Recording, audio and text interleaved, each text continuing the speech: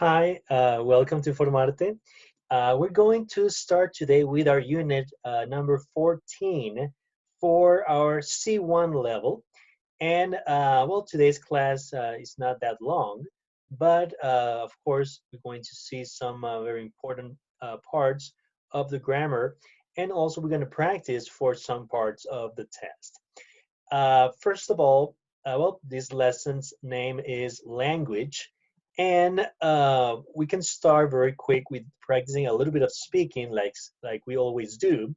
And over here it says work in pairs and discuss whether you think these statements are true. So, well, those of you that have already children, maybe can be easier for you to answer these questions. But let's practice. Remember that you can send me these questions in, you can record them or send them to me in WhatsApp, and I'll be more than glad to give you some feedback about it. Remember, we just did, like 2 weeks ago, we did the speaking test, and, and I'm very glad, actually, just to tell you that a lot of you are doing very, very good in the speaking part. So I want to motivate you if you're in this lesson and you haven't done it yet, please contact us and we can give you the time and the date that we can do that test. Okay, so I just want to motivate you for you to do it. So let's practice here very quick. It says babies can begin to learn language before they are born. Well, do you think that's true or false? Babies can make sounds in different accents. Learning two languages from birth causes delays in language learning. And the fourth one said second-born children are late to start talking because their siblings do all the talking for them. So you can maybe talk a little bit of these topics or choose maybe only one or two of these topics and send them to me so that we can just so that I can just listen to your speaking a little bit and to see how you're doing. Remember that what we really need to start practicing is to not stopping a lot when we're talking. I've noticed that some of the audios that you guys have sent, you stop a lot. And so what I really want for you to do, maybe not that fast because we don't need to talk, just very fast, but just in a regular way without stopping. So that's the clue that, and then maybe we can start working on these speaking parts. Okay, and of course, be ready to just talk about any topic. Remember that. Well, they're not going to evaluate to see if what we're saying are facts or not. But what they really want to know is that maybe that we can have a little bit of knowledge of the whole um, topic and to talk regularly without stopping until remember the person says thank you. Okay, and but let's go very quick to some listening. And remember that listening you're going to have it in your platform. And it says here, you're going to listen to a lecture on the evolution of language. But before you listen, see how many of these questions you can answer. Okay, so again, this can be a little bit of practice about speaking and just being prepared of just talking uh, for whatever topic we might be able to, or they might be able to provide us in that test. So it says here, when do you think human beings began speaking? So they have some answers, or when do you think humans develop language? Or why do you think humans develop language? And the fourth one, how did humans originally communicate? Okay. And then, uh, so before listening the whatever, or this part, try to guess the answers. Then I want for you it's going to be track 2, unit 14. You can just click on the platform and listen to it and check if you realize or if you were correct on your answers. Okay, just to see how good we are in the whole in this topic regarding language. And then we're going to practice part 2 of the listening because you're going to listen again to this track. And in part 4, you're going to complete these sentences. Okay, remember, this is a real part of the speaking, part 4, where we just need to listen and try to fill out the blanks. Okay, so let's work on that right now. So pause the video for a moment and let's practice a little bit speaking and also this listening part. And we'll be back soon. Pause the video and let's start practicing listening. Okay, let's continue now with some reading. Remember that in these last units that we're going to be doing, we're just going to be practicing some parts of the test in general. So remember that one of the most difficult parts that I know for you is the the reading and use of English test, but mostly the reading part. So let's work on that right now. And if you can go to page 89 on your booklet, where it says reading. Uh, let's follow the instructions, and it says, now read an extract from an academic paper on the same topic. Answer these questions, okay? Remember that we need to try to scam uh, or scams are these paragraphs or these articles. So try to read this in at least 1 minute and 30 seconds. So you can time yourself reading 1 minute and 30 seconds and see if you can answer these questions, which from 1 to 3. Okay. Remember, all the answers are in the platform. If you have some trouble finding them, please send me a message right away and I'll be more than glad to help you. So do that part, and then let's practice some speaking. It says work in small groups and discuss these questions. Of course, they're related to this topic or to this article. So it says, do you learn anything new? If so, what? Do you think animals talk? Give reasons or examples. And why do you think it takes such a long time for babies to learn their first language and for adults to learn a foreign language? Okay, so these answers, we can find them in this article. Okay, so let's work right now on this reading part. And if you want the speaking one, you can also send that to me on the platform, sorry, on the WhatsApp, and so that can give you some feedback. Okay, so let's work on that reading part and be prepared for your for the grammar part. Please take your pencils and notebooks so that we can work on the grammar part, which is the passive. Okay, so before that, let's go to this reading part and let's see how you guys are doing. Remember, try to read it in 1 minute and 30 seconds. Okay, let's start right away with our grammar part.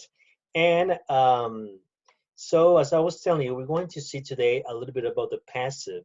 And remember, probably we already know a lot of this, but sometimes we forget some details. So my recommendation is for you to try to get those details that maybe you forgot or maybe sometimes you don't know, and try to really use them and learn them, okay? Remember, that's most the that's why we are doing these lessons, and of course these grammar parts are very important. Remember, not only for the our writing part, but we know now that it can include a lot of parts in the reading and use of English test. So let's work here very quick and let's read this information right away. So when to use the passive. Okay, so three parts over here. It says we use the passive when the action is more important than the person or thing doing the action, right? We know that. Now, we often use the passive when the agent is unknown. And also the passive is often used in more formal situations, such as lectures, academic writing, and news reports. Okay, so let's go here very quick on how to form the passive. Well, the passive is usually formed by moving the object to the front of the sentence, and because of this, usually only transitive verbs. For example, verbs which have an object can become passive. So we cannot say it has been happened because happened is intransitive. Also, some intransitive phrasal verbs can also be passive. For example, he woke up because of the noise. That would be active. And how can we transfer that into passive? We say he was woken up by the noise. Passives use the verb to be plus past participle, right?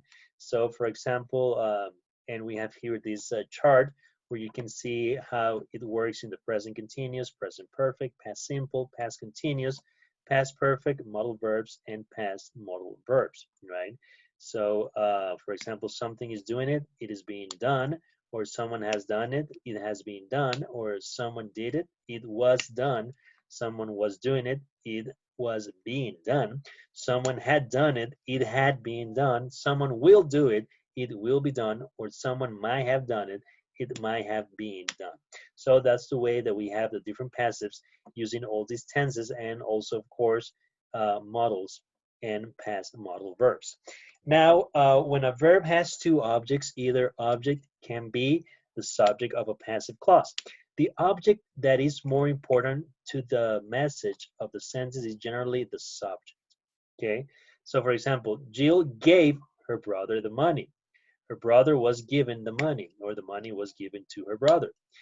Um, we can use passive verb plus by plus agent when the agent is important to the message. For example, her portrait was painted by Picasso, or she's being awarded a medal by the Queen.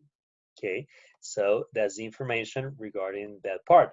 Let's go to the second part of these passives, reporting information. So we can use the passive form of reporting verbs to give ideas or opinions without saying exactly where the idea come from.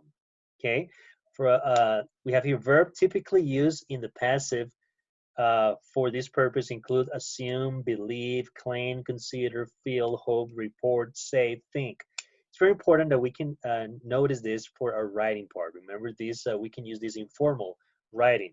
So we can use a lot of these passive forms in our essay. So please try to include some of this. For example, we have here, it is said, we can, if we want, we can use that. If we want, we don't use it. So it is said most computer users are women, or it is thought there are 2.5 billion internet users in the world. Okay, we can use passive plus to plus infinitive. We can use there plus passive plus to plus infinitive, usually be.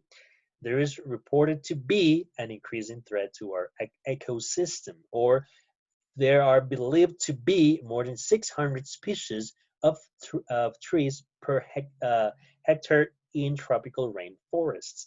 Or we can use passive plus perfect infinitive, which indicates that the event has already occurred.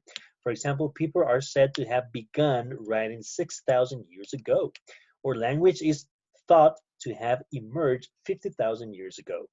There is more information about the passive ing form in the grammar folder of Unit 12. Then have gets something done. We use the construction subject plus have or get plus the object plus past participle to say that the subject arranges for something to be done by someone else. The same construction is used to say that something is done to a person or thing belonging to the subject of have and get. So I'm going to have or to get my haircut, or she's going to have or get her portrait painted. There are some differences in meaning when using have and get. Let's see that. So we use have sometimes, we use have something done to simply, to imply, I'm sorry, that the subject of the sentence is not responsible for or has little control over what happens. However, get can also be used in sentences like this in informal spoken English. We also tend to use have to focus on the result of an action rather than the action itself. I had or got my passport stolen while I was away, or she had or got her wisdom teeth taken out last year. I'll have get the report finished by tomorrow morning. We use get something done to imply that the subject of the sentence causes something to happen, perhaps accidentally, or they are to blame for it. So for example, I'll get the letters sent to you today, or I never get invited to parties. So that's the difference. It's very important for us to know the difference between have and get, okay, when we using these passive forms. Then what about one half? Okay, one half plus object plus present participle or past participle. This can be used to say that we will not allow someone to do something or something to happen. For example, I won't have you watching TV all day. or she won't have her holiday ruined by them. Okay, so that's very interesting that sometimes we as teachers forget about these details. Then we have once something done. One plus object plus past participle. This can be used to say that we would like someone to do something or we would like something to happen. For example, I want the report finished by next Monday. So we as teachers, we can use this a lot for our students. Or put your car in my garage. We don't want it damaged in the street. Okay, so that would be it for this part. And remember that this you can have these in your platform. And my recommendation is for you to print these papers. So it would be great if you can have like a folder or something that will be maybe you can divide it by units, and you can have all the paperwork by units, and that's going to be very useful for you. Not only, of course, for the test, but it's going to be also helping you a lot if you want to teach something or if you are giving some other classes. That can also help you a lot if you have that folder with you and organize everything by units. So for now let's go very quick to page 90, and we're going to be working then on these passive um, forms. So let's turn right away to page 90. Page 90. And what I would like for you to do is please work on the whole page, page 90. And over there, you can practice a little bit of these passive forms that we just saw. So please do all page 90. And remember to the corpus spot, I always like to read this for you because the corpus spot always it shows us our mistakes, right? So that's why I really like this corpus spot. So it says, take care with active or passive forms of the present perfect. The Cambridge English corpus spot exam candidates often make mistakes with this. For example, many sky skyscrapers have been constructed over the years. Not many skyscrapers have constructed over the years, right? So why now, maybe probably you know now why this doesn't go like that, but this is very, very important because again, we as teachers sometimes we miss some details, and this can help us a lot for us to be able to polish a little bit of these mistakes maybe that we have. And let's go very quick now to page 91, and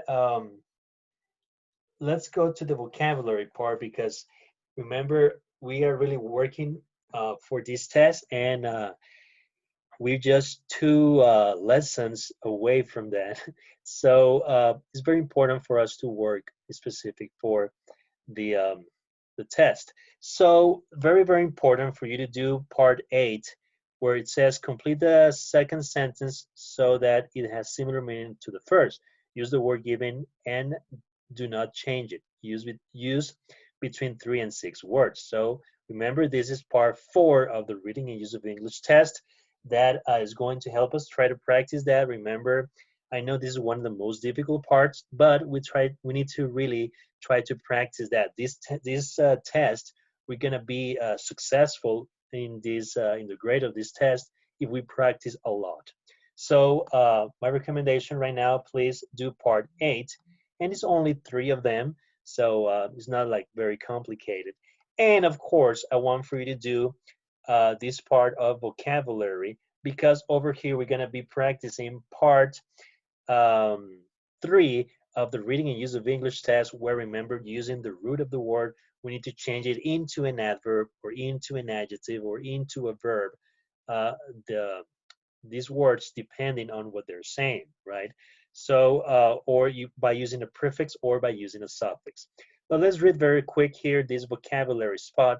And it says, when you learn a word, you can increase your vocabulary even more by learning all the forms of the word. Example, the noun, the verb, adjective, and adverb. This will help you in the reading and use of English test, where in part 3, you need to fill each gap in the text with the correct form of a given word as in the exercise below. So this is a good recommendation. Once we have a word, we then, well, does this word has a verb? And what's the, if it has a verb, what's the adjective form of this verb, of this word, and what is the adverb form, and what is the noun form? I mean, this can help us a lot to practice for part 3, as it says here. So please do this part 3 so that we can also practice. So in this page, in page 91, we're going to be practicing part 4 of the reading use of English test, and we're going to be practicing part 3 of the reading and use of English test. Then the last part is to practice a little bit of speaking with these questions. And again, try to I know that right now you're maybe by yourself, but try to practice it anyway.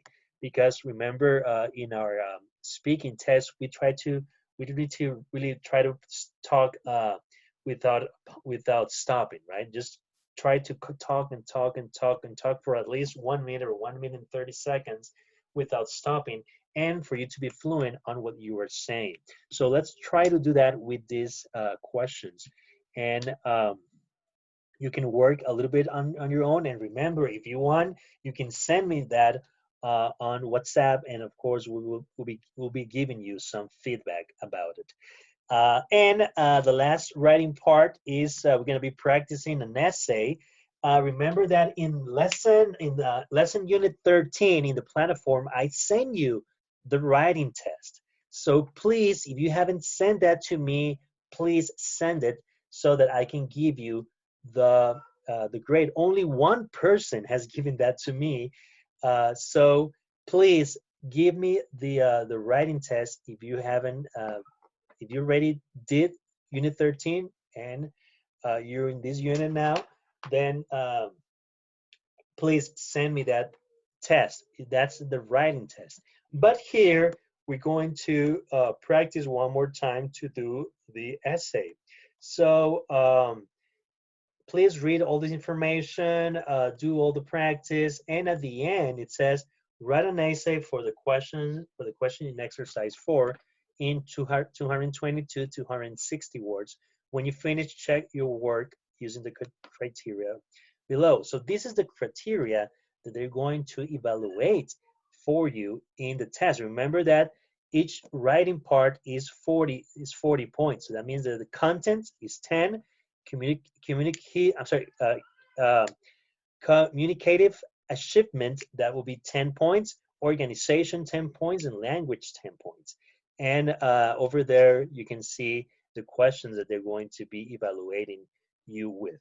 So please do this writing part, and you can also send me that essay on a Word file, and again we will check it for you. So let's work on that then. This will be our class for today. And again, if you have any questions, feel free to ask us anytime. And you know that we are always there for you to help you. And remember, our goal is for you to get this C1 level. So thank you very much again. Thank you for your time. And we will see you on lesson 15 then. Thank you very much. Have a nice day.